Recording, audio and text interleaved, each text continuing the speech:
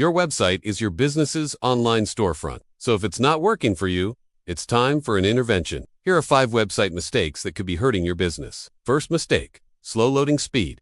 Your visitors won't wait. If your website takes more than 3 seconds to load, you're losing customers. There are tools online that can tell you how fast your website is.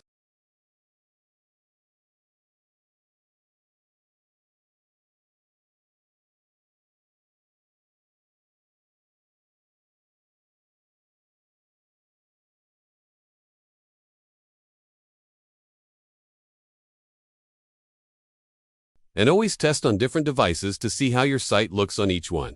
Third mistake, poor call to actions. If visitors don't know what to do next, they'll leave. Every page should have a clear call to action, like buy now, get a quote, or book a call. Make your CTAs bold and easy to click.